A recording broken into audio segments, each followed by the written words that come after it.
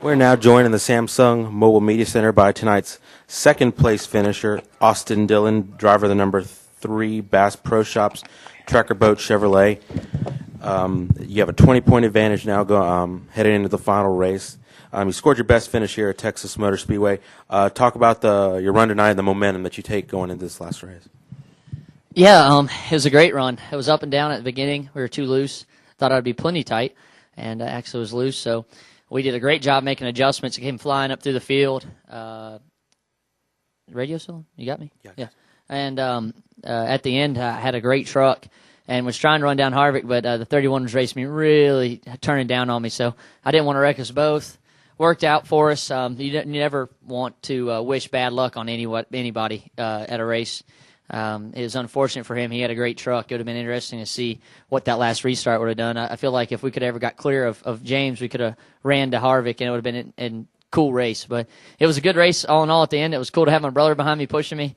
I thought we were going to have the run down the backstretch, and it's just a side draft. And he turned down in the corner, and I didn't have nothing for him. So, all right, we'll go to Homestead. Helped us out in points. Great points night. The team worked hard, didn't make any mistakes. How about this little guy? He's going to be great next year. So I'm looking forward to it. My first race at Texas, my first race was a third, so he was even with me. Luckily, he didn't beat me right there, so that would have been bad Thanksgiving dinner.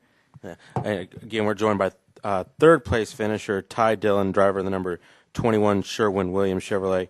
Ty, I guess talk about racing with your brother and unfortunately finishing third. Well, I had a great time tonight. I learned so much to prepare me for next year. And that last restart behind Austin, I knew I was going to try and have to do all I could to push him out front. And I ended up, when I pushed him off into one, I lost my nose, so I lost a lot of momentum. I wasn't able to really push him down the backstretch. So I had a great time. The Cane Food Industry Sherwin-Williams Chevrolet was really fun to drive. And I made a rookie mistake at the beginning of the race and pulled down too early on that restart. And put us a lap down, but I knew we really had a fast piece when I was able to pass back to get my lap back. So just had a really good time tonight. And we're now also joined by tonight's fourth place finisher and highest finishing rookie, Nelson Piquet Jr., driver of the number 8 Qualcomm Tag Chevrolet. I guess, Nelson, talk about your run tonight. Well, first of all, I would like to congratulate Ty. He did a great race. I mean, always running with us over there. So I think it's going to be hard to beat him next year. It's going to be a good championship. But anyways, race was good. I mean, a few little mistakes. I mean, we went a bit quick in the pits, and we had to start in the back of the group in one of the restarts, so that hurt us a little bit.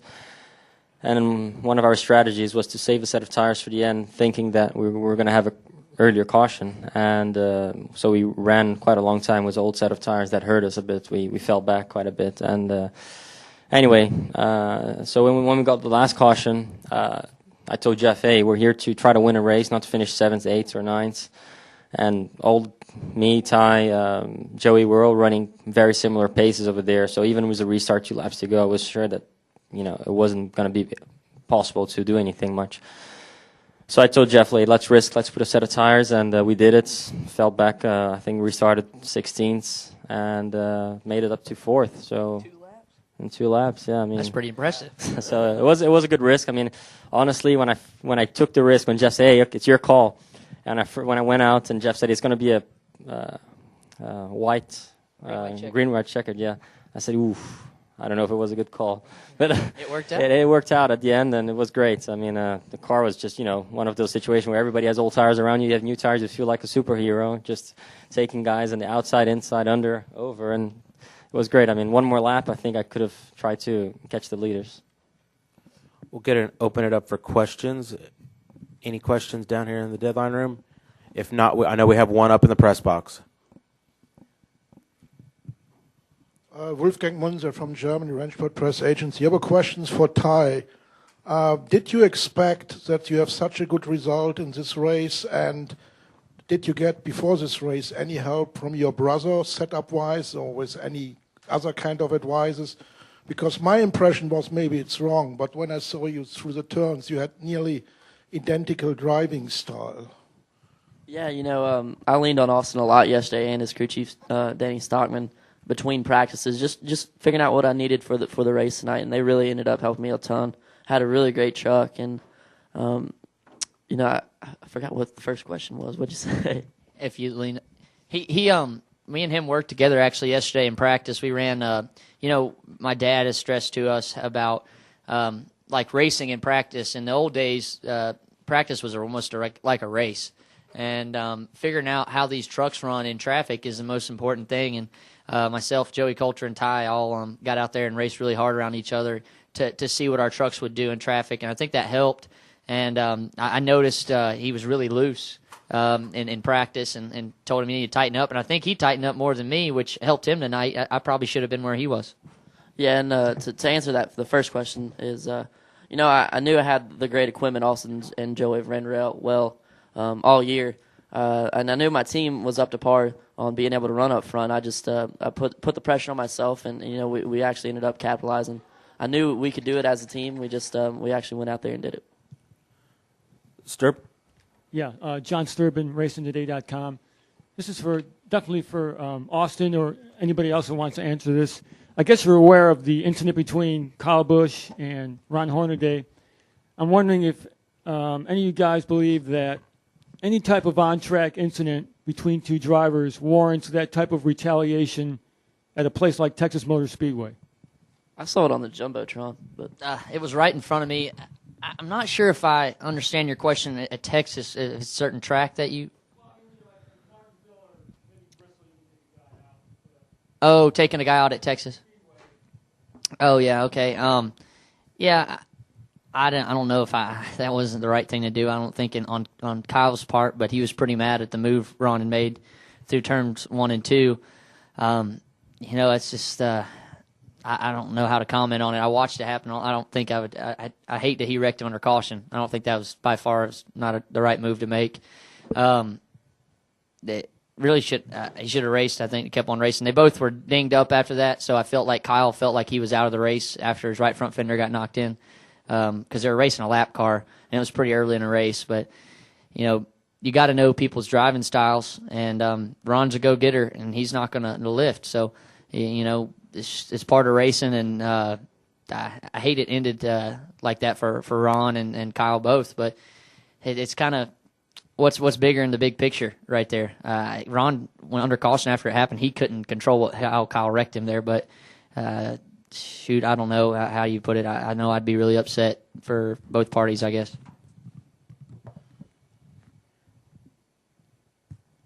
Any of the others? Well, I don't have much experience, but I mean, I think Kyle, if he would have to retaliate, it would be under green, Exactly, yeah. But not under caution. I think that, I don't know. I mean, I wasn't in his shoes to feel what he was feeling, but doing something under yellow is heavy. So yeah, that's true, and I mean, and Ron's racing for a championship too, and Kyle's not. So he is actually racing for our owners' championship, but I don't know. It's kind of hard to say what you do there. I know it's not the right move to do that under caution, I don't think. But he was mad of what happened that lap, and I guess your emotions can take control over sometimes, but you got to be the bigger man. Any other questions? No. Not. Gentlemen, Thank you. congratulations.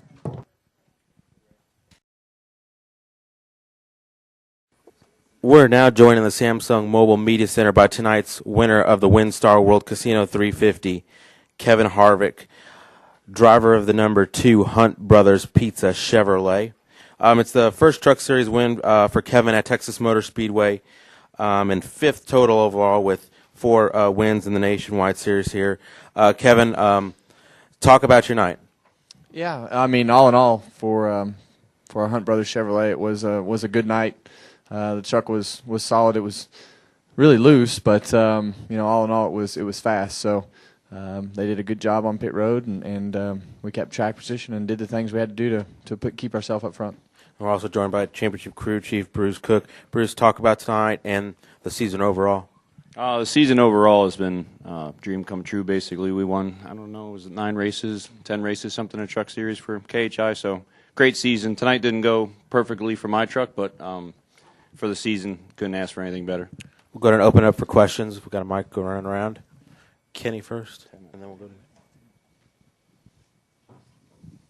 Kenny Bruce of SceneDaily.com. Kevin, can you kind of talk about the last restart and what you had to do to make sure that you kept Austin behind you there. Yeah, actually, it wasn't a great start. I spun the tires and just had made up my mind that I wasn't letting off the throttle. So they got a little run going into turns 1 and 2, and were there down the backstretch, and I just didn't have to let off. And I'm sure Austin was thinking championship picture there, and I was thinking win the race, and hopefully it all worked out. So all in all, it was not really what I wanted to see with the caution because I knew my truck had gone really loose, but after the tires had cooled off, I could make a couple more laps without having to lift. Jerry. Jerry Fraley from Dallas Morning News. Kevin, were you aware that the kid in the 31 ran out of gas, and just what did you think of racing against that kid tonight? It was all right racing. I think it was he did okay. I mean, he's got some things to learn, but all in all, it was hard racing, and I'm glad Austin had a good night, and hopefully we can have a good party at the banquet with those guys if it all works out. Any other questions? Oh, Sturb back there.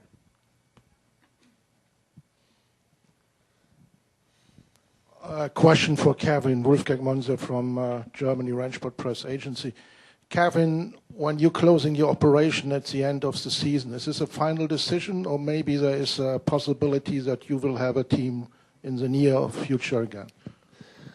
Right now, everything that we've done with RCR, I think there will be a few more additions to the things that we've worked on with the nationwide things as we move forward with the truck program. So I'd say that we'll definitely have trucks on the racetrack, not owned by us, but I'll be driving them, and you'll see a lot of people working on them that you see now. Good, Sturb. Yeah, Kevin. John Sturban from RacingToday.com. You've been involved in a similar incident where I believe you were parked after retaliation. Do you believe that those same rules should be in effect for what Kyle did tonight under yellow? The worst part about this, the whole boys have at it thing, is the whole retaliation thing, and that's twice. That happened to Elliott at Bristol, and it just seems like for one, Kyle definitely showed his immaturity tonight, and if he's not winning the race, he's pouting and throwing a fit, and it's one of those things where he's going to grow up or he's going to have some swollen eyes.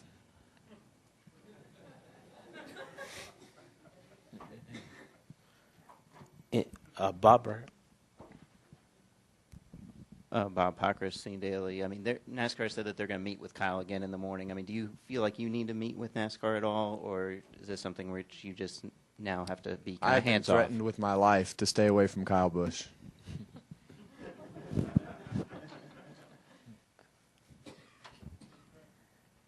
Any other questions? If not, congratulations. Thank you, guys. Thanks.